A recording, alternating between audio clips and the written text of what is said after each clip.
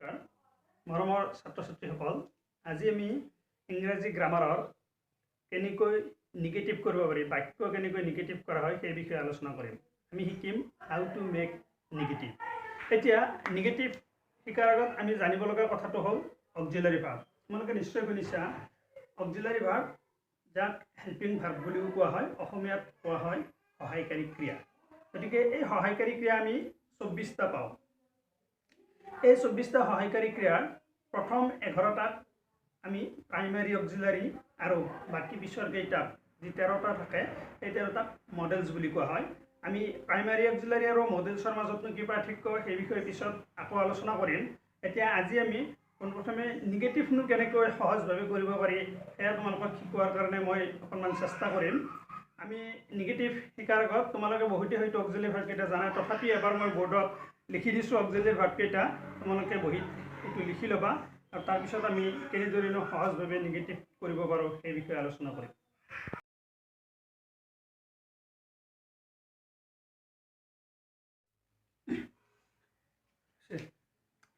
এয়া তোমালোকক মই ইয়াত লিখি দিছোঁ যে অক্সিলাৰী ভাৰ্ব 24টা ইয়াত লিখা আছে। বি ভাৰ্বত আহে আমাৰ am, is, are, was, were. Have ভাৰ্বত হেভ, হেজ, হেড। ডু ভাৰ্বত do, did, does. Shall, should, will, would, can, could, may, might, need, ought, must, get, use. ইয়াৰে আমি দেখিছোঁ যে বি ভাৰ্বৰ পৰা বি, হেভ আৰু ডু ভাৰ্বৰ যিকেইটা আছে এইকেইটাক আমাৰ কোৱা হয় প্ৰাইমাৰী অক্সিলাৰী বুলি কোৱা হয়। প্ৰাইমাৰী অক্সিলাৰী বুলি এইকেইটাক আমাৰ কোৱা হয়। আৰু আমাৰ এই যিকেইটা আছে এইকেইটাক কোৱা হয় আমাৰ মডেলছ। এই মডেলছ আৰু প্ৰাইমাৰী মই কৈছোঁ যে তোমালোকক ইয়াৰ ব্যৱহাৰ মই পিছত শিকাম। এতিয়া তোমালোকে অক্সিলাৰী ভাৰ্বৰ লিষ্টখন স্ক্ৰীনশ্বট কৰি ৰাখিব পাৰা। এইখন আমি ফাৰ্ষ্ট কথা এইখন মুখস্থ থাকিব লাগিব, এইখন আমি জানিবই লাগিব। আমি ইণ্টাৰেক্টিভ কৰিব যাওঁ বা আমি নিগেটিভ কৰিব যাওঁ, এই দুটা ক্ষেত্ৰতে আমাক অক্সিলাৰী ভাৰ্বৰ এই লিষ্টখন আমি কিন্তু জনাটো অত্যন্ত আৱশ্যকীয়। এইকেইটা জনাৰ পিছতহে আমি আগবাঢ়িব পাৰোঁ। গতিকে এইখিনি তোমালোকে মুখস্থ কৰি ল'ব লাগিব।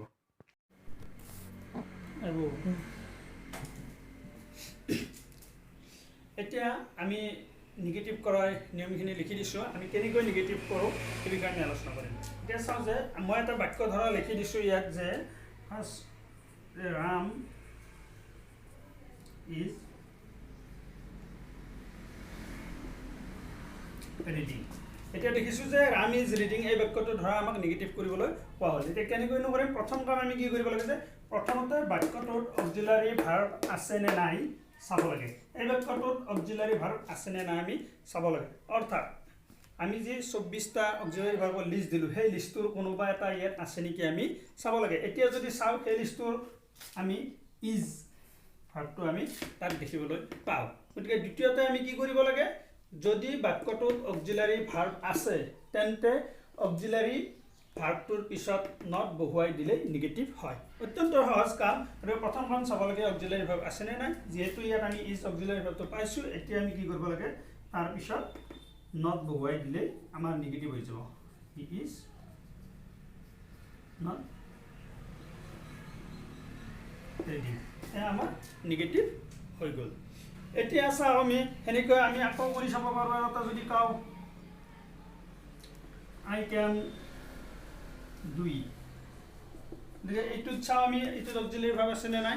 এইটোত যদি চাওঁ আমি কেনটো আমি অক্সিলাৰী ভাৰ্ব দেখিছোঁ। হয়, আমি এইটো ক'ব পাৰোঁ যে ইয়াতচোন আমি ডুটো দেখিছোঁ, অক্সিলাৰী ভাৰ্বৰ লিষ্ট আছে, যে ডুটো কিন্তু ইয়াত অক্সিলাৰী ভাৰ্ব নহয়, কিয়নো ডুটো ইয়াত মেইন ভাৰ্ব হৈ আছে। যেতিয়া আমি দেখিম যে মেইন ভাৰ্বক কি কৰিছে সহায়কাৰী ক্ৰিয়াই অন্য এটা ভাৰ্বে সহায় কৰি আছে, অৰ্থাৎ কেনে ইয়াত ডু ভাৰ্বক সহায়কাৰী ক্ৰিয়া হিচাপে ব্যৱহাৰ হৈছে। গতিকে আমি কি কৰিম? অক্সিলাৰী ভাৰ্বৰ পিছতহে নিগেটিভ লিখিম। যিহেতু ডু ভাৰ্বটো মেইন ভাৰ্ব, গতিকে আমি ইয়াত কি কৰিম? কেন ভাৰ্বটোৰ পিছত নট লিখি আমি এইটো নিগেটিভ কৰিম। কেন নট ডু ইট। ঠিক আছে। এতিয়া আমি এইটো বাক্য পালোঁ। যদি মই এটা অন্য বাক্য লওঁ, এতিয়া চাওঁ আমি যে এই বাক্যকেইটা মই মুচি দিলোঁ। এতিয়া আমি দেখিছোঁ যে এটা আমি অন্য বাক্য ল'লোঁ, গণেশ ৰোড এই পয়েম। এতিয়া এই বাক্যটোত যদি চাওঁ ইয়াত আমি অক্সিলাৰী ভাৰ্ব দেখা নাপাওঁ, অৰ্থাৎ এই বাক্যটোত অক্সিলাৰী ভাৰ্ব নাই। গতিকে যদিহে বাক্য এটাত অক্সিলাৰি ভাৰ্ব নাথাকে তেতিয়াহ'লে আমি তাক কেনেকৈনো নিগেটিভ কৰিম তাৰ কাৰণে আমি কি কৰিম চাই লওঁ যে যদি বাক্যটোত অক্সিলাৰি ভাৰ্ব নাথাকে তেতিয়াহ'লে আমি ডু ভাৰ্বৰ সহায় ল'ব লাগে অৰ্থাৎ আমি ডু ভাৰ্বৰ লিষ্টখন দেখিছোঁ যে ইয়াত লিখি দিছোঁ মই ডু ভাৰ্বত কি পাইছিলোঁ যে ডু ডিড ডাজ তিনিটা পাওঁ অৰ্থাৎ ইয়াৰ আমি ডু ভাৰ্বৰ সহায় ল'ম মানে ডু ডিড ডাজ এই তিনিটাত আমি কোনোবা এটা অক্সিলাৰি ভাৰ্বৰ সহায় ল'ম কেনেকৈনো ল'ম বা আমি কাক ল'ম চাই লওঁ যে এতিয়া আমি কি কৰিলোঁ গণেশ যেহেতু সাবজেক্ট আমি তাক লিখি ল'লোঁ এতিয়া আমি কাৰনো সহায় ল'ম সেইটোৰ কাৰণে আমি ইয়াৰ ভাৰ্বটো চাব লাগে এই ভাৰ্বটো কি টেন্সত আছে যে ৰুট ভাৰ্বটো আমি দেখিছোঁ যে ই পাষ্ট টেন্সত আছে যদি ই পাষ্ট টেন্সত থাকে তেতিয়াহ'লে আমি ডিড ভাৰ্বৰ সহায় ল'ম যদি এই ভাৰ্বটো আমাৰ প্ৰেজেণ্ট টেন্সত থাকিলেহেঁতেন তেতিয়াহ'লে আমি ডু ভাৰ্বৰ সহায় ল'ম আকৌ এটা কথা কৈছোঁ যদি প্ৰেজেণ্ট টেন্সত এই ভাৰ্বটোত এছ বা ই এছ যোগ হৈ থাকে তেতিয়াহ'লে আমি ডাজ ভাৰ্বৰ সহায়ত এইটো নিগেটিভ কৰিম এতিয়া যেহেতু এইটো পাষ্ট টেন্সত আছে আমি ডিড ভাৰ্বৰ সহায় ল'লোঁ হয় এতিয়া আমি কি কৰিম ডিডৰ পিছত নট বহুৱাম আৰু এই ৰুট ভাৰ্বটোক আমি তাৰ প্ৰেজেণ্ট ফৰ্মলৈ লৈ আহিম তাৰ প্ৰেজেণ্ট ফৰ্ম কি আছিলে যে ৰাইট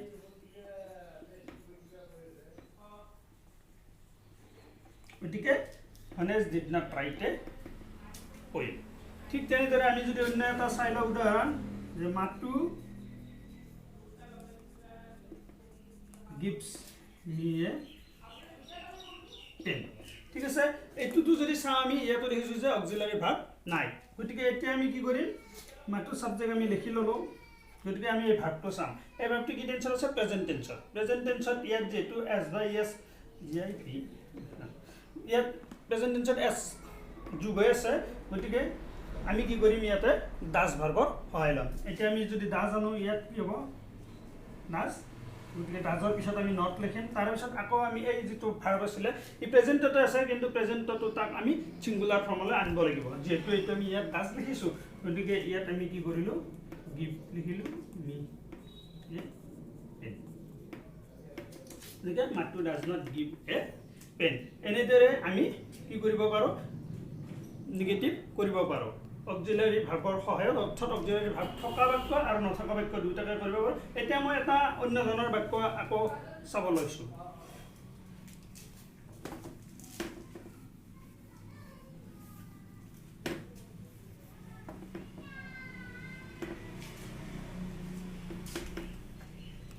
এটা মই বেলেগ বাক্য লৈছোঁ যেনে আই ডু ইট ঠিক আছে এতিয়া এই বাক্যটো যদি লওঁ আমি ইয়াত আমি কি দেখিম অক্সিলাৰি ভাৰ্ব যদি চাওঁ আমি বাক্যটোত আচলতে ডু ভাৰ্বটো আমি অক্সিলাৰি ভাৰ্বৰ লিষ্টত দেখিছোঁ গতিকে তথাপি কিন্তু এই বাক্যটোত কিন্তু ই অক্সিলাৰি ভাৰ্ব ইয়াত নাই কিয় নাই যদিও আমি কওঁ যে ডু ভাৰ্বটোতো অক্সিলাৰি লিষ্টত আছে ডু ভাৰ্বটো আছে কিন্তু আমি এইটো কথা জানো যে বাক্য এটাত without finite verb we can make a sentence অৰ্থাৎ এটা ফাইনাইট ভাৰ্ব মূল ক্ৰিয়া বা সমাপিকা ক্ৰিয়া এটা নোহোৱাকৈ বাক্য এটা হ'ব নোৱাৰে ইয়াত যদি আমি ডুটো গুচাই দিওঁ তেতিয়াহ'লে আমি দেখিম যে ইয়াত কোনো ভাৰ্বেই নাই ডু ভাৰ্বটো যদি আমি আঁতৰাই দিওঁ ইয়াত কোনো ভাৰ্ব নাই গতিকে ডুটো ইয়াত কি হয় নিজেই মূল ভাৰ্ব যদি নিজে মূল ভাৰ্ব অৰ্থাৎ ডু ভাৰ্বটো যদিও ইয়াত আমি দেখিছোঁ কিন্তু অক্সিলাৰি ভাৰ্ব হিচাপত ই ব্যৱহাৰ হোৱা নাই যেনেদৰে হাজিৰা কৰা মানুহে অন্যক সহায় কৰিব যায় অন্য মানুহক হাজিৰা কৰা মানুহজনে সহায় কৰে তাত তেওঁ হাজিৰাৰ মানুহ কিন্তু তেওঁৰো এখন নিজা ঘৰ থাকে হাজিৰা কৰা মানুহজনৰো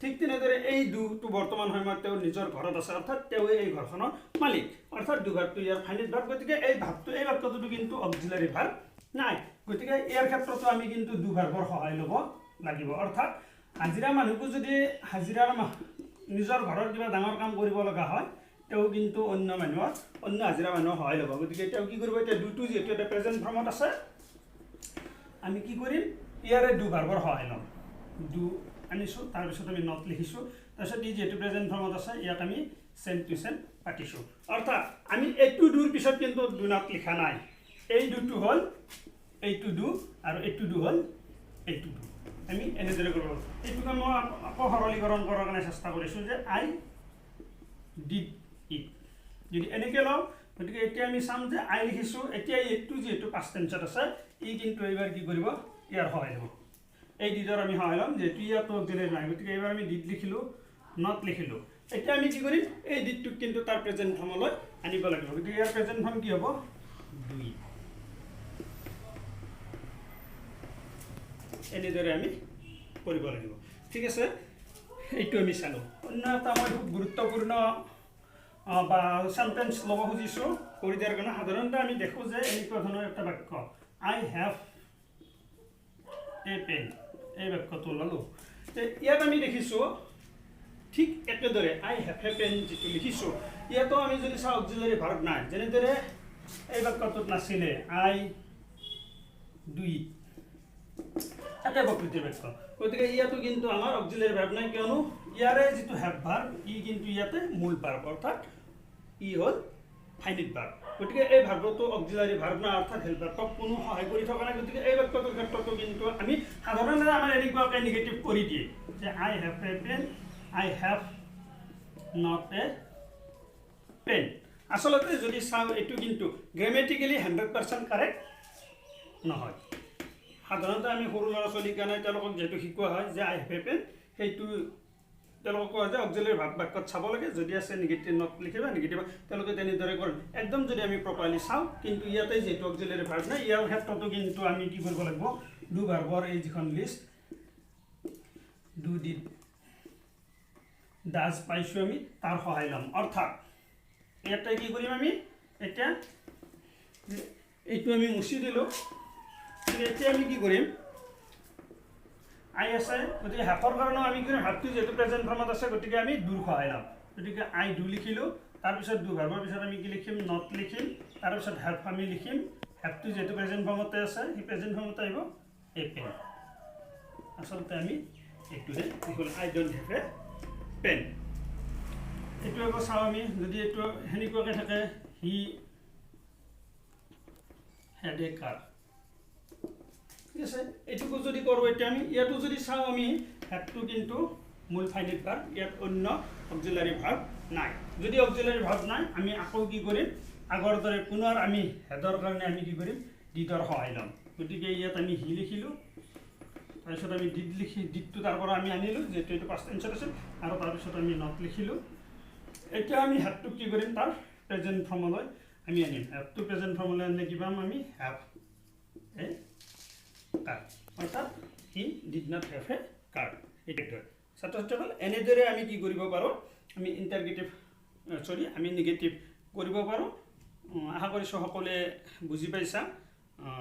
আচলতে সময় কম হোৱাৰ বাবে আমি খুব থুলমূলকৈ বুজাব লগা হৈছে। যদি তোমালোকে বুজি পাইছা, তোমালোকে কৰি চাবা।